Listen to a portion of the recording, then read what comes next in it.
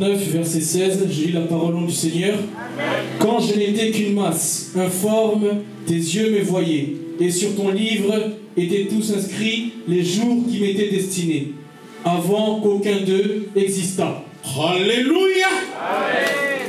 Les jours qui m'étaient, pas qui nous étaient. Dieu traite avec chacun d'entre nous de manière particulière. Amen.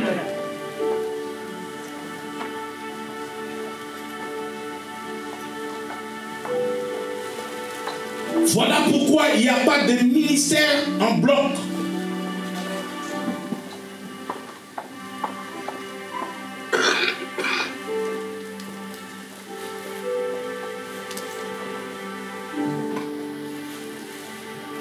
Et j'étais quelque part en Europe et dans une église où il y a 2 pasteurs et eux-mêmes, les 2 pasteurs, nul membre de cette église, ne savent pas qui est le pasteur berger qui dirige l'église.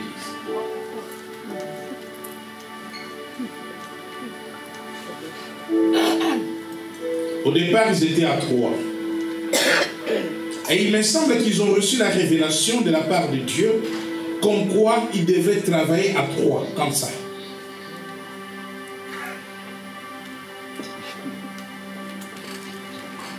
Alléluia. Mais ce n'est pas biblique. C'est un désordre. L'appel de Dieu est particulier. Alléluia. Si tu es marié, quand Dieu appelle un homme, il appelle sa femme pour l'accompagner. Mais Dieu ne vous appelle pas le deux de la même manière et de la même façon. La terre promise de chacun d'entre nous est particulière selon que Dieu a donné des choses à chacun. Selon que Dieu a écrit la destinée de chacun. Tu as une terre promise. Amen. Et cette terre promise, il faut aller la chercher là. Il faut aller la chercher et dans le ventre de ta mère. C'est là où Dieu a commencé une histoire avec toi. Amen. Et la Bible dit que cette histoire-là, quelqu'un dit avec moi cette histoire, Dieu l'a écrite. Dieu a son écriture. Et quand Dieu écrit quelque part, personne, alors je dis personne, dans le ciel, sur la terre, sous la terre, sous les eaux, je dis personne ne peut falsifier, personne ne peut gommer, effacer ce qui est écrit par Dieu. Personne ne peut imiter la signature de Dieu. Une signature que personne ne peut imiter. Nous avons nos enfants des fois turbulents quand ils les ramènent les cahiers de correspondance quand il s'agit de la punition où on convoque le parent. Ils essayent d'imiter la signature du père. Oui, ça nous arrive dans toutes nos familles. Les miens aussi l'ont fait.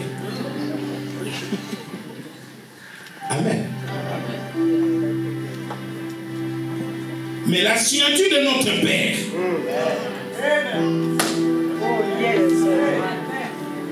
aucun enfant ne peut signer comme lui. Alléluia. Ce qui est écrit est écrit. À toi de conquérir. te t'appartient. Lève-toi, marche. Sois un marcheur vers la conquête de ta terre promise. Mais Dieu dit, comme il nous l'a dit pour les géants, le peuple devrait se débarrasser des géants. Parce que les géants étaient parmi les occupants de cette terre promise. Ils ne pouvaient pas la posséder et régner au milieu de leurs ennemis. Lorsqu'ils ont fait le boulot des géants, mais Dieu leur a dit, détruisez aussi les forteresses. Nous avons dit que Jéricho était une forteresse.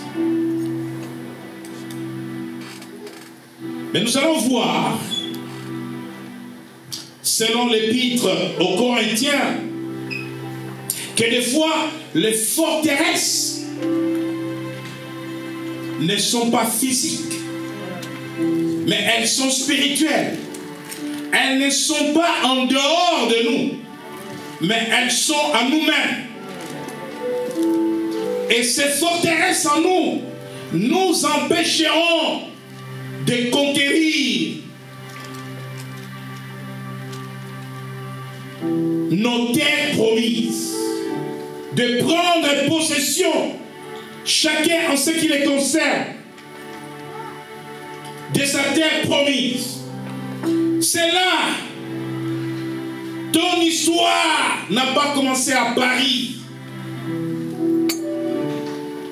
Bien que César, ton histoire n'a pas commencé à Créteil. Ton histoire a commencé là, quand tu étais dans les seins de maman. Voilà pourquoi je recommande à tous d'honorer nos mamans. Amen. Alléluia. Imagine-toi que Dieu a écrit ton histoire quand tu étais dans le ventre de ta mère. Mais ta mère n'est pas n'importe qui. Ta mère est une alliée de Dieu. Les espionnes de Dieu. Dieu a toujours utilisé les femmes.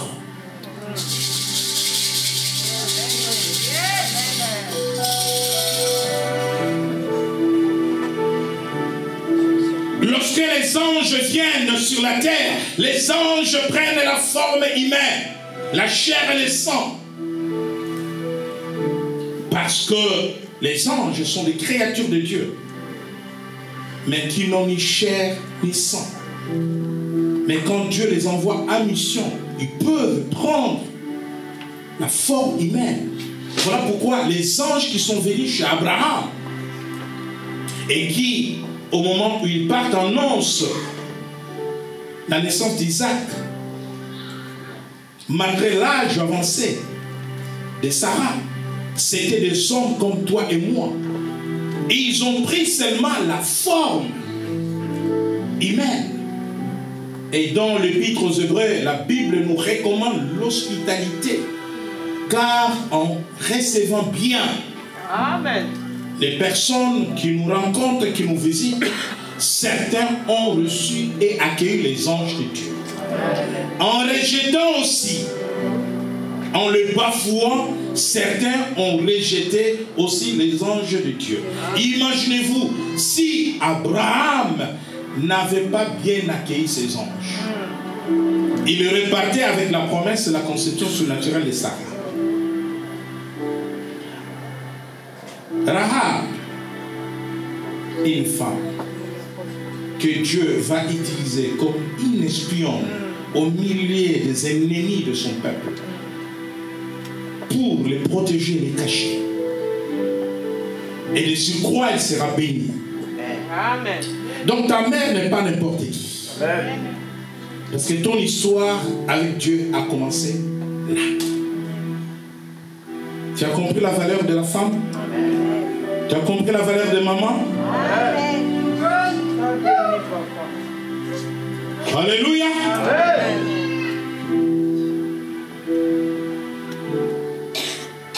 Ta mère pouvait manger n'importe quoi et tu serais évacué. Mais pendant 9 mois, elle sait que tu es là. Elle n'a pas droit à l'erreur. Elle ne mange pas n'importe quoi. Elle pouvait être alcoolique, tu n'étais aussi alcoolique.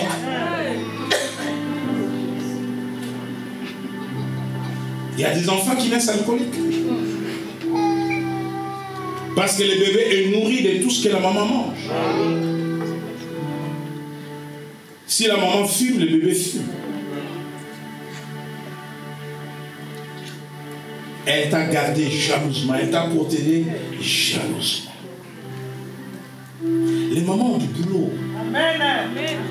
Non seulement qu'elle te garde jalousement 9 mois, mais quand tu arrives,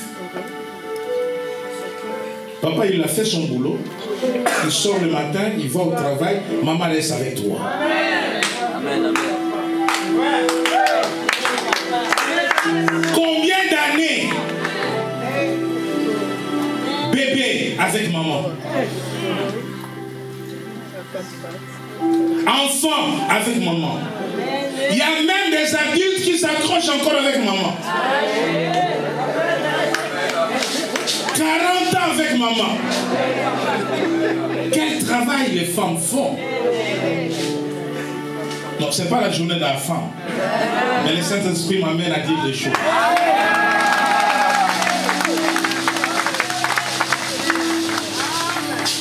Maman quand savait que je parle. Elle me dit n'arrête pas. Alléluia. Non, ce qui est choquant, Dieu dit, Dieu te parle. Il dit quand tu n'étais qu'une masse informe, ses yeux te voyaient. Et tu n'étais qu'une masse informe. Il t'a appelé.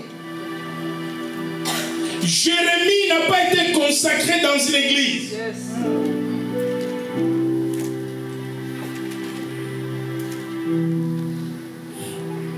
Jérémie n'a pas été appelé dans un temple.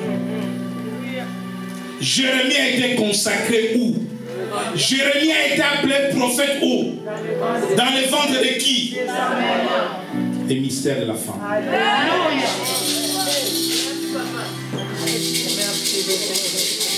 Amen. Amen. Demande à maman, c'est quoi mon histoire?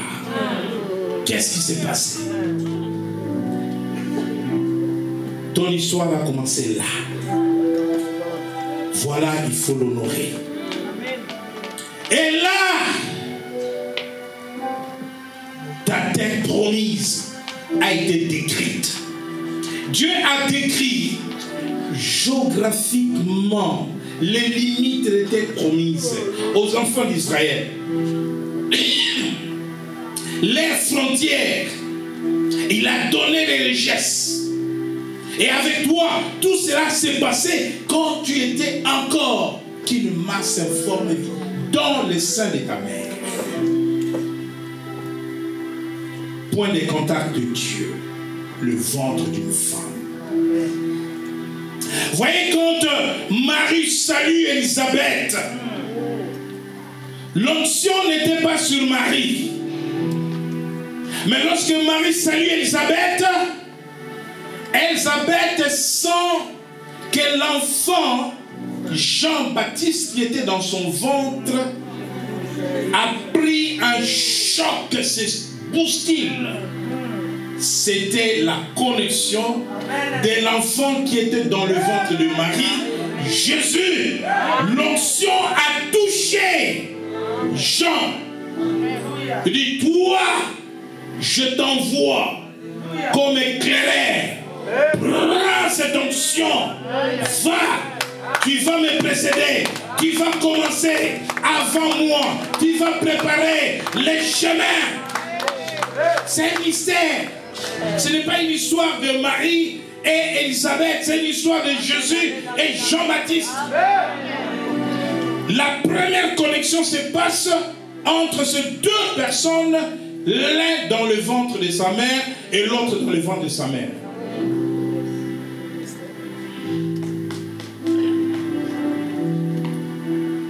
Ah, Jacob a volé les droits d'aînesse de Saül. Non! Ça n'a jamais commencé par la soupe. Ah, et Saül a vendu son droit d'aînesse par la soupe. Cela n'était qu'un détail. C'était dans le ventre. Au moment où Esaü voulait sortir, Jacob les retient par son talent. Il dit, tu ne peux pas sortir avant moi. C'est là qu'ils se sont disputés les droits d'aînesse. Ça s'est passé où? Le mystère de la femme. Nous y reviendrons. Est-ce que les mamans sont là? Acclamons pour les mamans. Oh, elles sont prophétiques, les femmes. Il y a une histoire entre Dieu et la femme. Dieu dit à Satan,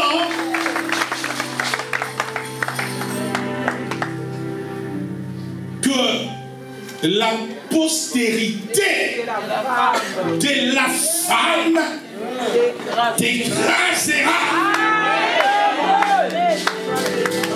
La femme, elle est mystérieuse, n'est-ce pas? Mais je fais partie de Genèse Apocalypse.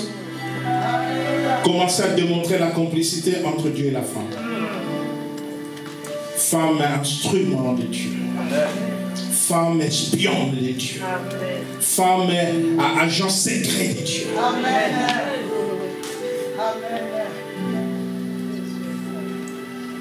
Et alors, renverser les forteresses peuvent nous empêcher de conquérir notre terre promise. Et rapidement, nous allons dans les livres de 2 Corinthiens au chapitre 10. 2 Corinthiens chapitre 10, versets 3 à 6. 2 Corinthiens chapitre 10, versets 3 à 6. Je lis la parole du Seigneur. Si nous marchons dans la chair, nous ne combattons pas selon la chair. Car les armes avec lesquelles nous combattons ne sont pas charnelles, mais elles sont puissantes par la vertu de Dieu, pour renverser des forteresses. Nous renversons les raisonnements et toute hauteur qui s'élève contre la connaissance de Dieu. Et nous amenons toute pensée captive à l'obéissance de Christ. Nous sommes prêts aussi à punir toute désobéissance lorsque votre obéissance sera complète. Parole du Seigneur. Amen. Pour renverser des forteresses, nous renversons les raisonnements et toute hauteur qui s'élève contre la connaissance de Dieu. Les forteresses viennent dans nos vies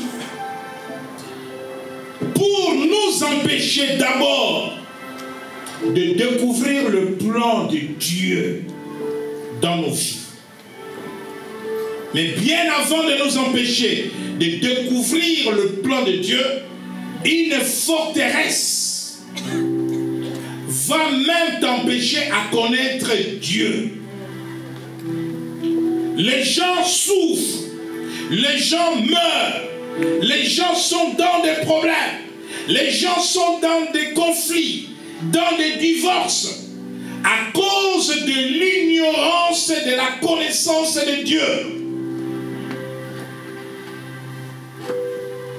Si tu connais Dieu, tes pensées sont nourries par la parole de Dieu. Et parce qu'elles sont nourries par la parole de Dieu, elles seront toujours pures. Ta conscience sera nourrie par la parole de Dieu. Et parce qu'elle est nourrie par la parole de Dieu, tu auras une conscience pure.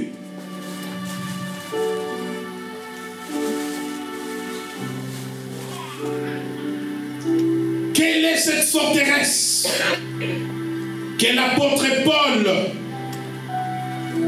a détectée chez les Corinthiens et qu'il appelle raisonnement? Premièrement, il y a deux sortes de forteresses. Au terme de ce texte, je reste sur ce texte.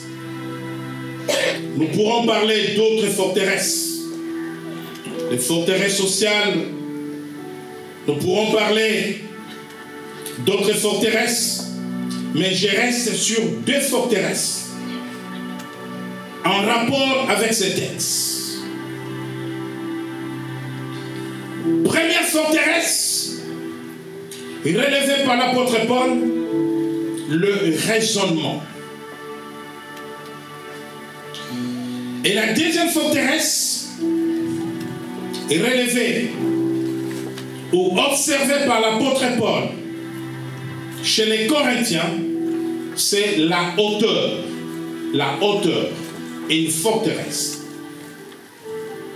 Premièrement, le raisonnement.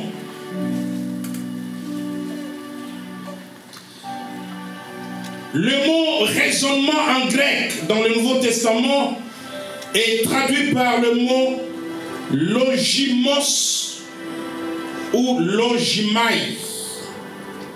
Logimos ou logimai.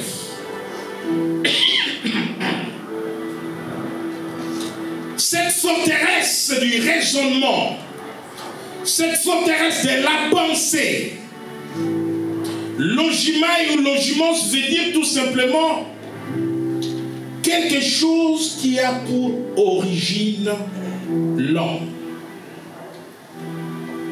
Quelque chose qui a pour origine l'homme. Ce qui ne vient pas de Dieu, mais vient de l'homme. Le raisonnement. Logimos en grec ou logimai.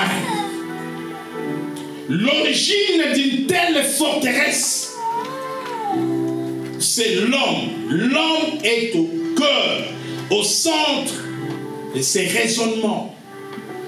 Alors si nous voulons posséder, conquérir les choses que Dieu nous a données, qui nous appartiennent, si nous voulons nous approprier des promesses de Dieu, les raisonnements venant des hommes, la mentalité des hommes, les pensées des hommes doivent être renversées dans l'esprit de chaque conquérant. Je ne ferai pas selon les hommes. Je ne penserai pas selon les hommes. Je ne réfléchirai pas selon les hommes, mais je ferai selon Dieu, selon ce que Dieu me dit de faire. Je n'écouterai pas les hommes, mais j'écouterai Dieu. Dans la conquête des Canaan, dans le livre de Nombre, au chapitre 13, nous voyons cette forteresse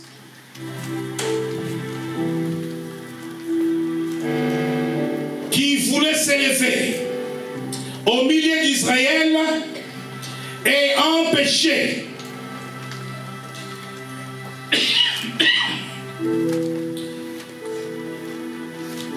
les enfants d'Israël de prendre possession de leur terre promise. Dans Nombre chapitre 13, nous lisons le verset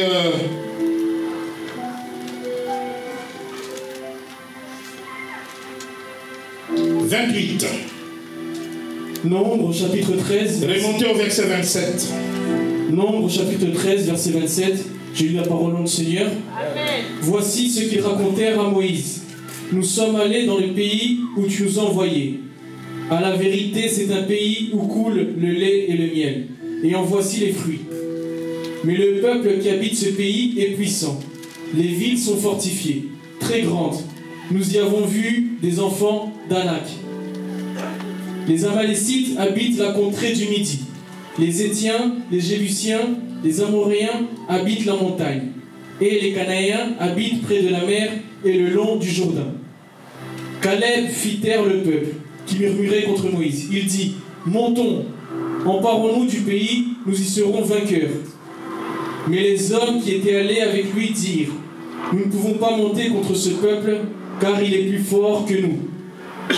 Et ils décrièrent devant les enfants d'Israël les pays qu'ils avaient explorés. Ils dirent, le pays que nous avons parcouru pour l'explorer est un pays qui dévore ses habitants.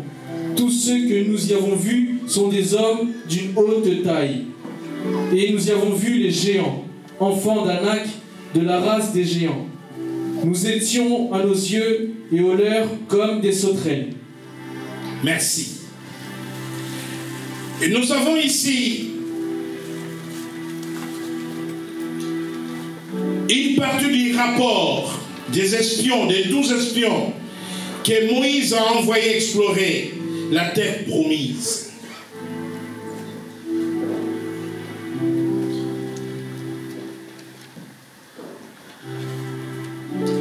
Dieu peut te dire, aimé, tu vas acheter une maison à Néhi.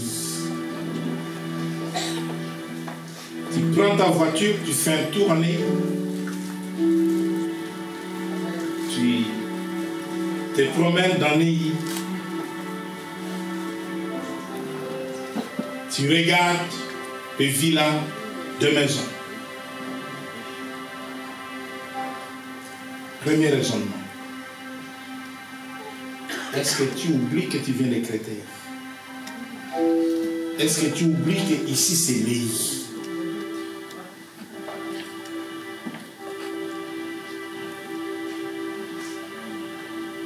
Est-ce que tu oublies le taux de la taxe foncière dans Néhi? Est-ce que tu t'es renseigné sur le prix du mètre carré dans Néhi? Ici, ce n'est pas Villeneuve-Saint-Georges, c'est Néhi. Ces raisonnements-là viennent des hommes. Logimai.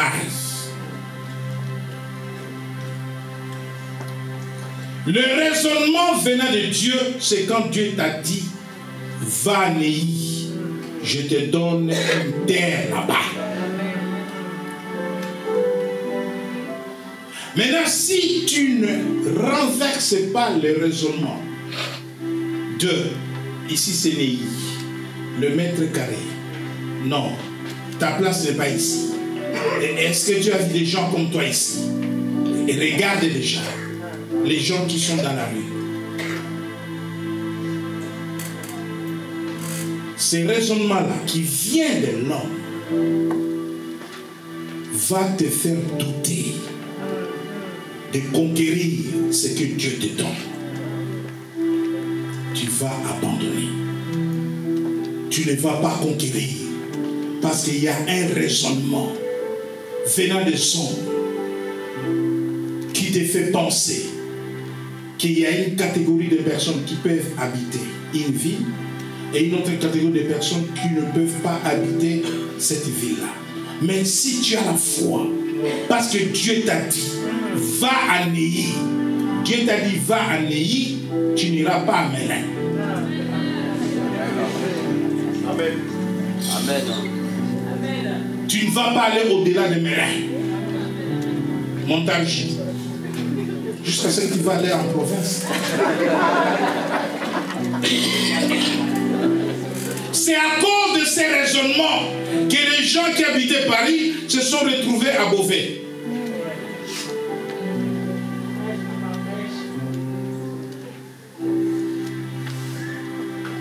Et après Beauvais, tu vas reculer jusqu'à la campagne. Il n'y a pas de poste, il n'y a pas d'école. Les loyers sont moins chers. Mais parce qu'il n'y a pas d'école, parce qu'il n'y a pas la poste, parce qu'il n'y a pas de centre commercial, quand tu fais en réalité les calculs, où tu dois prendre ta voiture pour aller loin au centre commercial, où tes enfants vont aller étudier loin, tu n'as rien fait. Le raisonnement nous tue. Le raisonnement nous détruit. Le raisonnement nous décourage. Le raisonnement nous empêche d'avancer. Il faut que ton raisonnement soit nourri par la parole de Dieu. Amen. Pas parce que les réseaux sociaux disent. Pas parce que tu entends. Nos oreilles entendent la voix de Dieu. Mais nos oreilles entendent aussi ce que les hommes disent. Amen. Raisonnement veut dire en grec logimai. Quelque chose qui a pour source, origine, l'homme et pas Dieu. Toi, tu dois rechercher la source de tes informations. C'est la source de Dieu, la source divine. Tu dois marcher selon les principes de Dieu, selon la parole de Dieu, selon les promesses de Dieu. Lorsque Dieu parle dans sa parole, il n'y a pas de discrimination.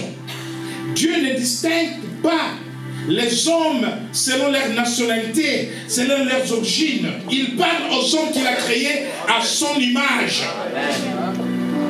Voyez que le sang de toutes les races n'est pas différent. Amen. Le sang. Amen. Amen. Il n'y a pas du sang noir, du sang bleu, jaune, marron.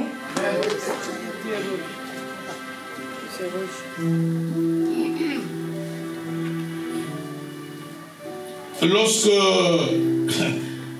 on recherche le donneur du sang, vous avez déjà entendu quelqu'un aller avec son sang, dit non, non, non, ton sang ne prend pas parce que ton sang est noir. Le blanc est transfusé du sang de noir, le noir est transfusé du sang de blanc.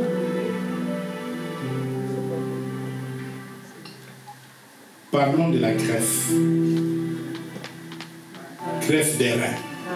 Toi, tu es noir. Qu'est-ce que les reins du blanc viennent faire dans ton corps? Pourquoi ce n'est pas incompatible? Donc, les discriminations, les racismes, les séparations, tout ça a pour origine l'ojimai, le raisonnement venant de sang. Dieu n'est pas dans ces choses-là. Dieu est un Dieu de justice. Et donc, vous ne pouvez pas conquérir si votre mentalité demeure la mentalité d'Égypte. Amen. Ces gens viennent d'Égypte. Les compagnons de Josué et Caleb viennent d'Égypte. En Égypte, ils étaient esclaves. Un esclave, c'est une personne faible, faible d'esprit, qu'on a écrasé, on a dominé, on a marché dessus. Et un esclave ne peut pas, tu ne peux pas dire un esclave, aujourd'hui tu vas le manger avec le roi. Et il va même refuser. Tu vois, là Dieu sort les gens de l'esclavagisme pour les amener dans sa gloire. Mais ils ont un problème de mentalité, la peur de géant. Mais nous avons vu que le vaillant héros, comme David et ses serviteurs, ils ont tué tous les géants. Et ils avaient peur. La peur, les raisonnements, parce qu'ils ont entendu parler de ces géants. Mais Caleb a fait taire le peuple.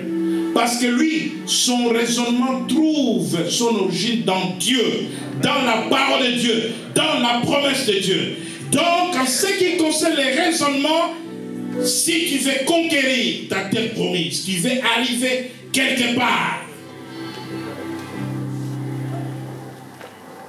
Obama ne pas rester sur l'apartheid en Amérique. Et d'ailleurs, l'histoire d'Obama. Bien. Il y a des Américains de 4-5 générations américains. Ok. Et donc, on ne peut même pas lui parler de l'apartheid. La génération montante qui n'a pas connu ces choses-là. Mais Obama n'est pas un Américain, comme on dit, afro-américain, parce que son père est kenyan. Vous imaginez comment il a osé, quelle audace.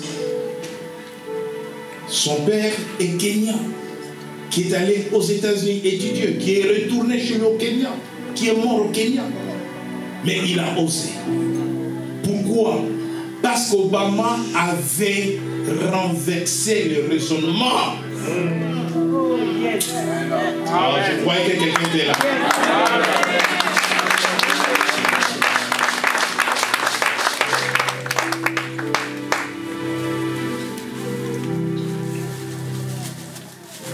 Ici en France, on disait à tous, tu ne peux pas devenir président si tu n'es pas passé par l'ENA. Ok? Le président Sarkozy a renversé un raisonnement. Il n'est sorti ni de la Sorbonne, ni de Assas, hein? Ni de ENA. Vous savez où il a étudié? L'université de Kinshasa est plus beau que l'université de Nanterre. Je vous dis vrai. Parce que l'université de Kinshasa était conçue par les Belges. C'était la réplique de l'université Louvain à Bruxelles. Ils ont construit sur les mêmes modèles. Hein? Vous avez de beaux bâtiments, des villas pour professeurs. Rien à voir avec Nanterre, rien à voir avec Créteil. Sarkozy sort de Nanterre. Vous voyez la fac de droit à Nanterre. Il y a même des lycées plus beaux que l'université de Nanterre. Qu'est-ce qu'il a fait? Il est devenu président comment? Parce qu'il a renversé le raisonnement. Amen.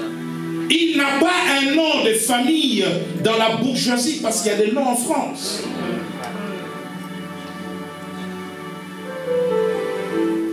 Il a renversé les raisonnements qu'un fils d'immigré peut diriger ce pays. Et il l'a fait. Et il est encore influent. Amen. Le raisonnement. Si tu ne renverses pas le raisonnement, tu mourras et tu ne toucheras pas ta terre promise. Renverser tout raisonnement des complexes. Renverser tous les raisonnements des complexes si vous voulez conquérir. Ce sont des forteresses. Une forteresse, l'Ojimai, c'est quelque chose qui vient des hommes.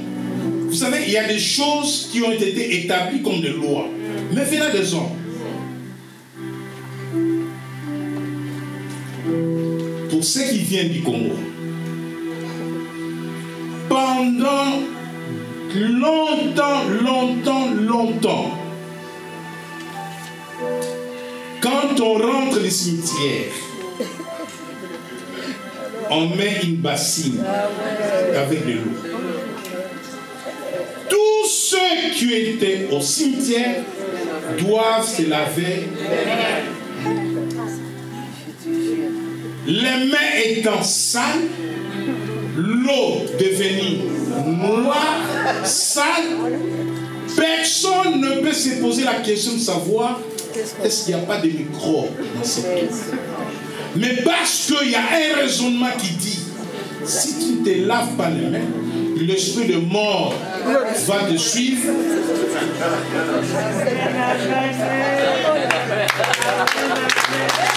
Tout le monde devait se laver. Ça dirait des années. J'y crois sur des générations et des générations. Avant l'avènement des églises se réveillent. Mais là, est-ce que c'est Dieu qui a dit cela? Donc, un jour, les gens sont allés à l'enterrement. Au retour, quelqu'un comme ça, il a dit, venez avec une bassine, mettez de l'eau, et tous, venez laver les mains. Et c'est parti. Donc, c'est parti d'une forteresse. Les hommes ont créé des lois, des coutumes, des traditions. Et ces choses ont enfermé beaucoup de gens. Donc il faut renverser toute forteresse. Amen. Là où tu arrives, où les raisonnements te disent que tu n'es pas capable, la Bible dit que notre capacité vient de Dieu. Alléluia. Là où tu arrives, les raisonnements te disent tu n'es pas belge, tu n'es pas british.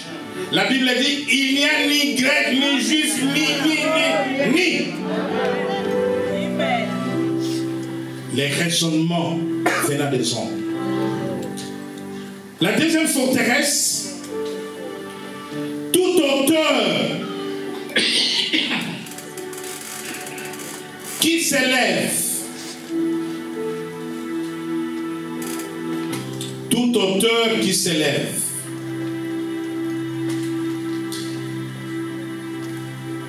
dans la marche vers la conquête, il y a des montagnes sur ton chemin qui s'élèvent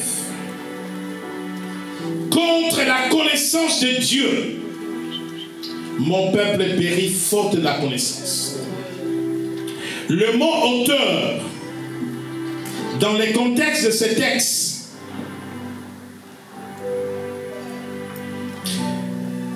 en grec, c'est le mot ipsoma.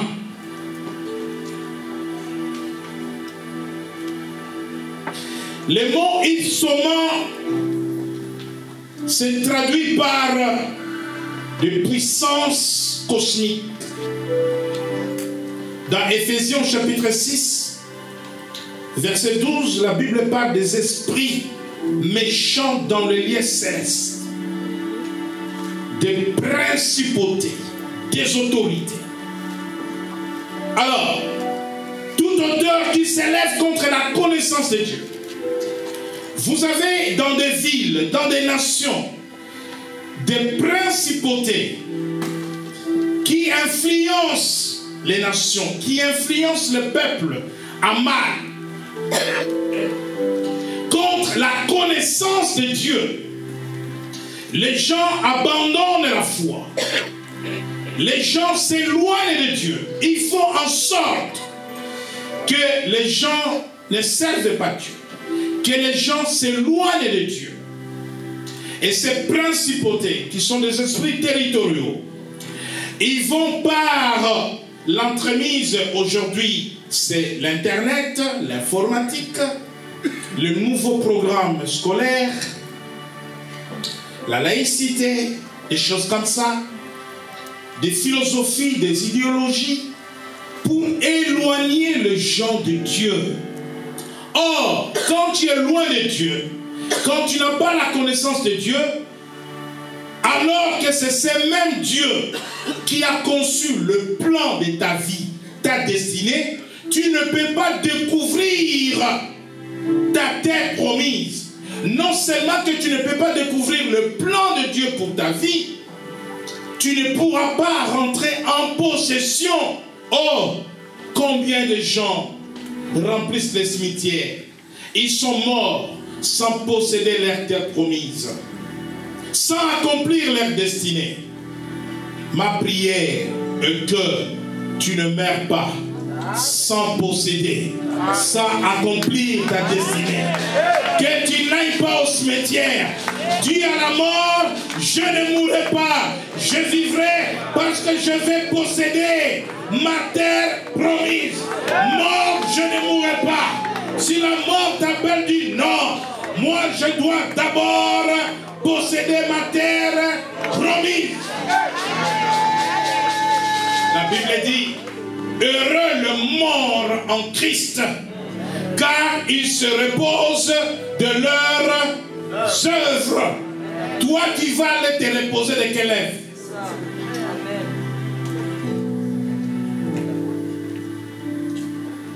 Ne dis pas, si c'est la volonté de Dieu, je meurs. Non. Tu vas aller te reposer de quelle œuvre? Jésus, avant de quitter cette terre, il fit ses rapports au Père. Lisez Jean 17. La prière sacerdotale. Je les ai enseignés. Je leur ai donné ta gloire. Et donc, il fait rapport. Tu m'as envoyé pour ça, je fais ça. Je fais ça, je fais ça, je fais ça. Et à la croix, il dit, tout est accompli. J'ai fini ma mission. Non, ne meurs pas. Amen. Accomplis d'abord ta destinée. Amen. Prends possession de ta terre promise. Quand tu mourras, nous viendrons pleurer, mais nous ne pleurerons pas, parce que nous parlerons de tes œuvres. Il y a des deuils où on ne peut rien dire. Il n'y a rien à dire. Et rien à dire.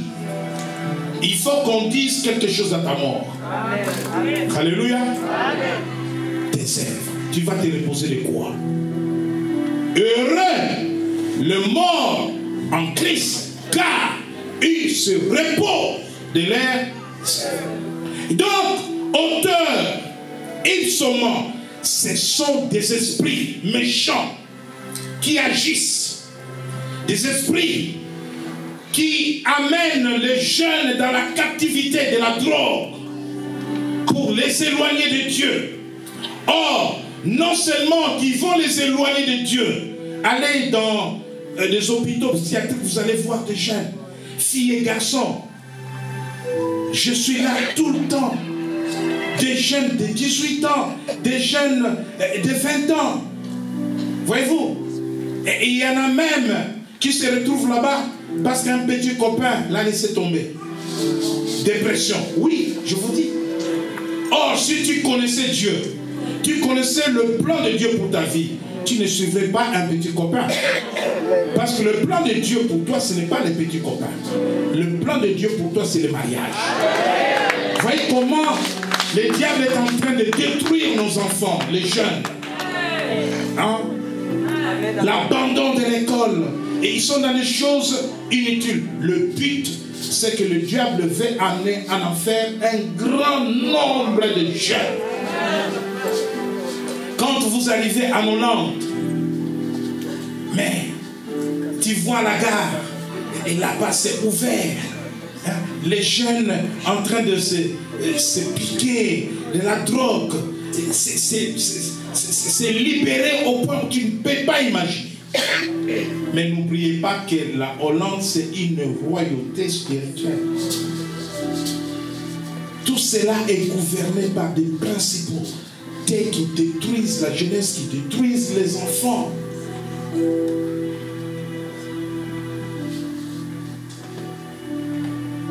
Pourquoi je ne vous parle pas de Saint-Valentin ici?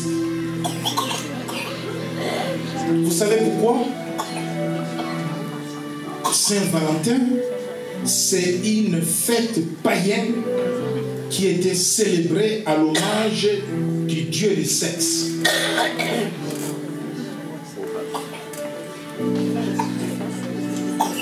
Les chrétiens ne doivent pas célébrer n'importe quoi.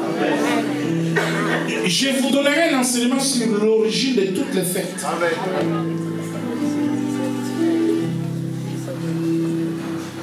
Mais c'est comme Halloween. Hein? Halloween, au Bénin, nous parlons de revenants. Ça existe en Afrique, Halloween. Halloween, c'est la fête de mort et de vivants. C'est-à-dire, le jour de la célébration d'Halloween, moi, mes enfants, le jour d'Halloween, ils n'allaient pas à l'école. Parce que je suis enseigné. Envoyer mes enfants à l'école le jour de la fête d'Halloween, ils vont participer à cette abomination. C'est-à-dire que c'est une fête ancienne où ce jour-là, le mort venait à la rencontre des vivants. Au Bénin, on parle de revenant. Une célébration. On fait la nourriture, on va manger avec le mort. Voyez-vous, Saint-Valentin. Qu'est-ce qui se passe? l'Église catholique romaine, comme l'Église interdisait toutes les fêtes païennes de l'époque. Ok? Comme la fête de Halloween. À l'Église, à l'époque où l'Église et l'État exerçaient le pouvoir sur les nations, Halloween était interdit. Et pour que les gens ne se souviennent plus d'Halloween, parce que c'est la sorcellerie, l'Église catholique romaine à la même date où on célébrait Halloween, ils ont remplacé Halloween par la fête des saints, ce qu'on appelle Toussaint, pour faire oublier aux chrétiens la célébration d'Halloween. Maintenant, la fête du 14 qui était dédiée au dieu du sexe, il y a eu un prêtre, un certain Valentin. Donc, pour faire oublier aux gens cette célébration du 14 février, parce que l'Église catholique interdisait ça, parce que l'Église était l'État en même temps. Interdiction, pas de fête du Dieu des Saints du 14 février. Donc, on a pris le nom du prêtre qui s'appelait Valentin. On dit Saint Valentin parce que c'est la fête des amoureux. Mais le fond reste satanique. Amen. Et ils n'ont fait que changer de forme. Voilà pourquoi, après la séparation de l'Église et l'État, et donc les païens ont ramené la fête d'Halloween. Voyez-vous, les chrétiens ne doivent pas célébrer n'importe quoi. Il faut connaître les significations. Ce qui est à l'origine de Dieu et ce qui n'est pas à l'origine de Dieu. L'amour, c'est ce que nous vivons tous les jours. L'amour de Dieu. L'amour que j'ai pour ma femme, l'amour que ma femme a pour moi, doit être célébré tous les jours dans notre maison. Amen. Il n'y a pas un jour pour ça. À moins que vous soyez un faux amoureux. Pour attendre seulement les 14, tu viens avec une fleur à la maison. Oh chérie, je t'aime. Mais tu es un faux amoureux. Viens, on va t'apprendre comment on aime. C'est tous les jours. La tendresse, c'est tous les jours. Amen. Pour vous dire que Satan est derrière Saint-Valentin. Comment les gens qui ne sont pas mariés, le jour de Saint-Valentin, ils se retrouvent sur l'esplanade de l'Arche de bouche à bouche. Voyez-vous les désordres? Voyez quelque chose qui vient du diable. J'allais comprendre Saint-Valentin pour les mariés. Mais Saint-Valentin pour les amoureux. Mais amoureux, ça veut tout dire. Les raisonnements. Réfléchissons chrétiens. Il y a des mamans ici qui se sont fâchées. Ah, tu m'as rien dit. Aujourd'hui, c'était la Saint-Valentin. Non, maman.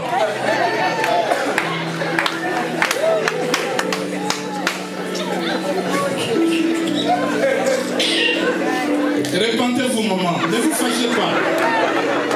Papa a bien fait de ne rien te dire. C'est une fête satanisée. Ne la faites plus.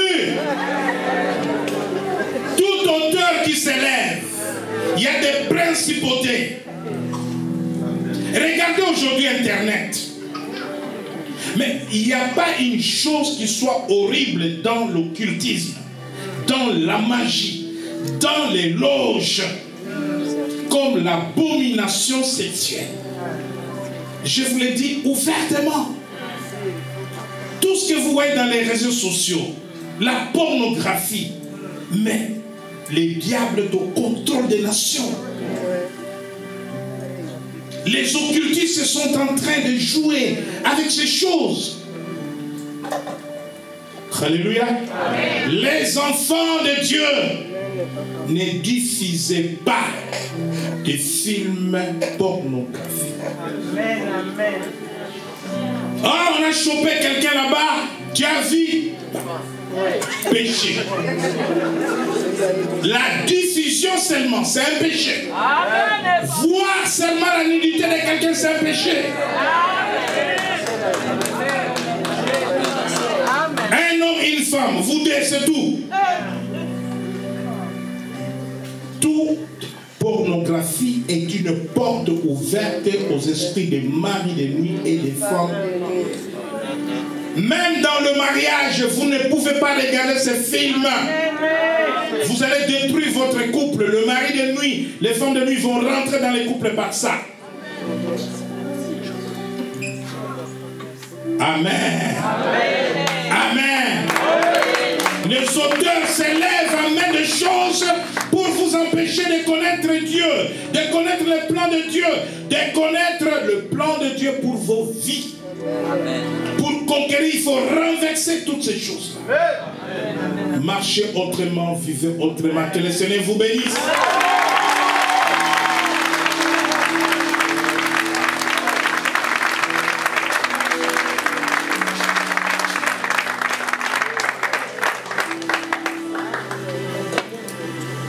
Comme Abraham, nous venons de partager le vin et le pain. Et Abraham, après avoir reçu ces repas de la main de Melchizedek, il lui donna la dîme de tout, car il venait de les bénir. Dieu nous a bénis par sa parole, il nous a bénis par sa présence aujourd'hui. Et nous voulons venir avec nos offrandes et nos dîmes et toute libéralité devant l'autel de notre Dieu.